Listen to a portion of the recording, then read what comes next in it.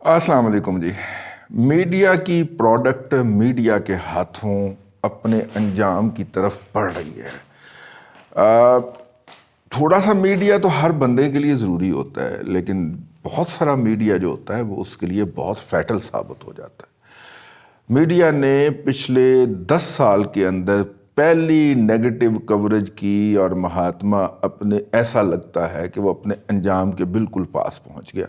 लेकिन उससे पहले आपको मुनीर नियाज़ी की एक चीज़ सुनाने को दिल कर रहा है।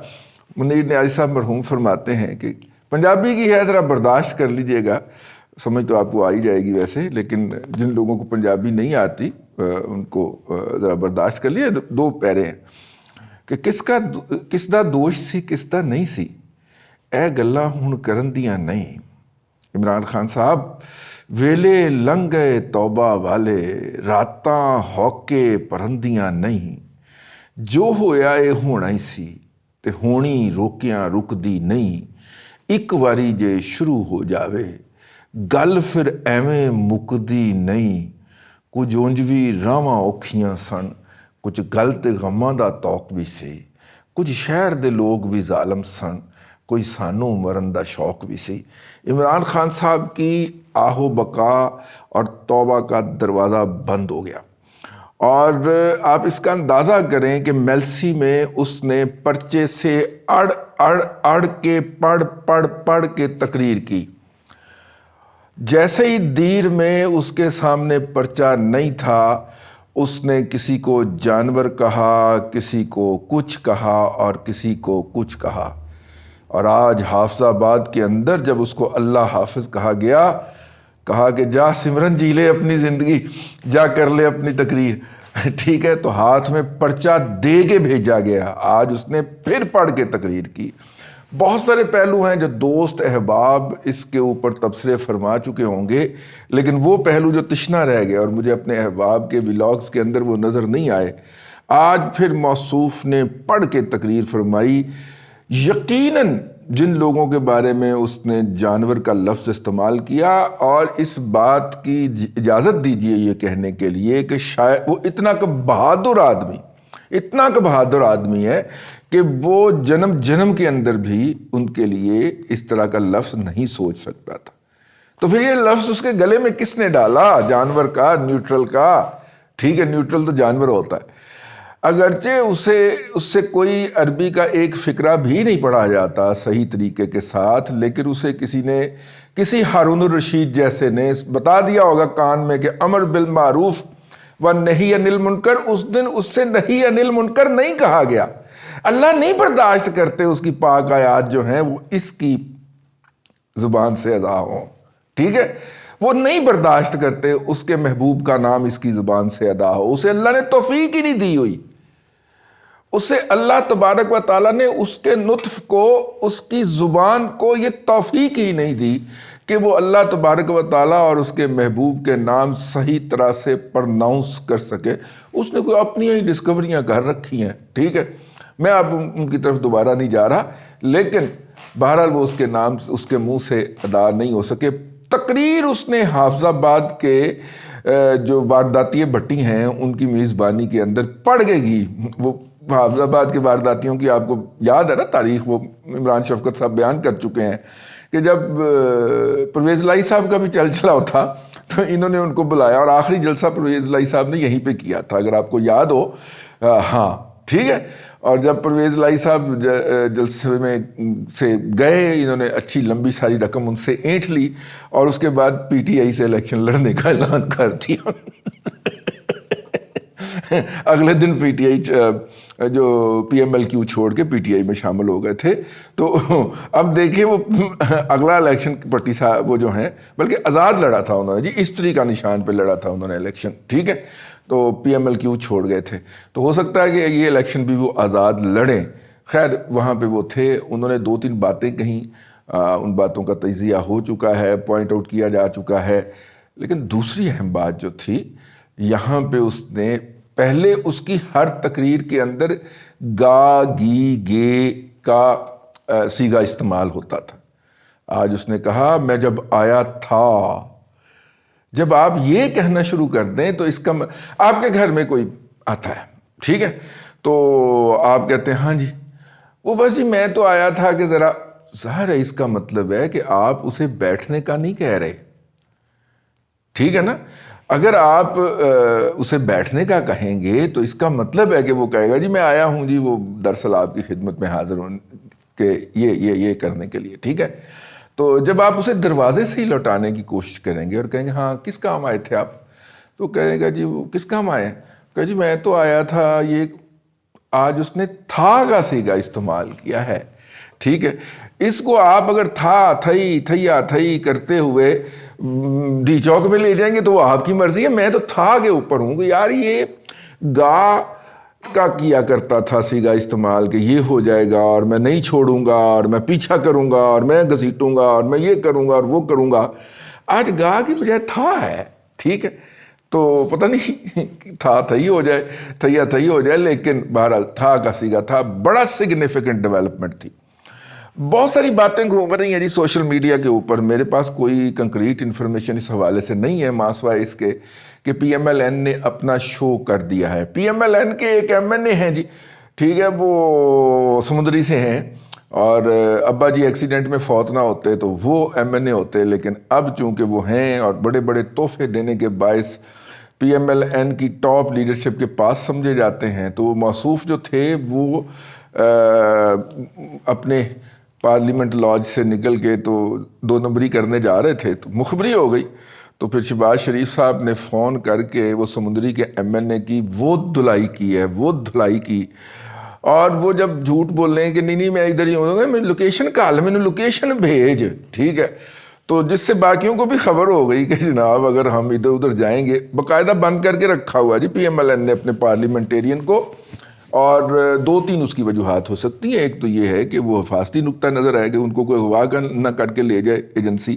اگرچہ آئی بی کے اندر بہت سارے افسروں کا کال پڑ گیا ہے اور انہوں نے کہا کہ ہم نے یہ کام نہیں کرنا، لیکن کام تو چل رہا ہے نا، وہ اٹھائے بھی جا سکتے ہیں. تو ان کو سیکیورٹی کے پیش نظر بند کر کے رکھ لیا. پی ایف پی یہ تو بات آپ پہلے بھی سوشل میڈیا پہ پڑھ چکے ہیں کہ 10 کے قریب جو ایم این ایز جنہوں نے پی ٹی آئی سے ڈیفنکٹ کرنا ہے اور ان کو خطرہ تھا کہ ان کو اٹھوا لیا جائے گا، ان کو زرداری صاحب نے کہیں سندھ میں کراچی میں اندرون سندھ ٹھٹھا وغیرہ میں چھپا دیا ہے. مہمان نوازی سے وہ لطف اندوز وہاں پہ ہو رہے ہیں. اور اب جو ہے جو آخری اطلاعات ہیں ادھر سے وہ یہ ہیں کہ اگلے 24 گھنٹوں میں بلکہ پیر والے روز کسی بھی وقت یہ جو تینوں حکومتی الائز ہیں، کیونکہ شہباز شریف صاحب اور نواز شریف صاحب جو ہیں وہ مان گئے ہیں اس کے اوپر کہ نواز شریف صاحب ہی مانے ہیں بنیادی طور پہ، اور پارلیمانی کمیٹی سے پہ انہوں نے خطاب بھی کیا ہے جس کے اندر جب خواجہ آصف صاحب نکلے تو انہوں نے کہا جی 100% ہماری حاضری تھی، جتنے ہمارے قومی اسمبلی کے ممبران ہیں سب کے سب موجود تھے. ایک بات انہوں نے یہ کہی، باقی انہوں نے کسی بات پہ تبصرہ کرنے سے انکار کر دیا، اور عباسی صاحب نے بھی یہی کیا. لیکن نواز شریف صاحب نے آخری اطلاعات جو گھوم رہی ہیں کہ انہوں نے اس بات کا کنسنٹ دے دیا ہے کہ پرویز الہی کو آپ بنا لیں، چیف منسٹر پنجاب بنا دیں. اور پرویز الہی کے چیف منسٹر پنجاب بنانے کی وجہ بنیادی طور پہ تو یہ ہے کہ پنجاب کا اسپیکر کے خلاف ہے، نہیں لانی پڑے گی، ورنہ تو اسپیکر بھی ہٹانا پڑتا نا، تو اسپیکر صاحب خود ہی ایلیویٹ ہو جائیں گے.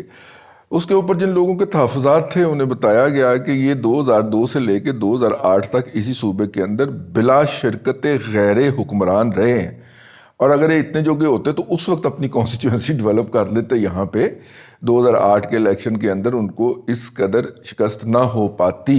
ٹھیک ہے. تو اس کا مطلب ہے کہ وہ بس ٹھیک ہے نا. اور وہ انہوں نے جو ہے وہ مطلب کہ وہ اس لیے وہ ہمیں سیاسی طور پہ کوئی نقصان نہیں پہنچا سکتے، اور وہ تمام لوگ جو ہیں ان کے خدشات جو ہیں وہ بے بنیاد ہیں.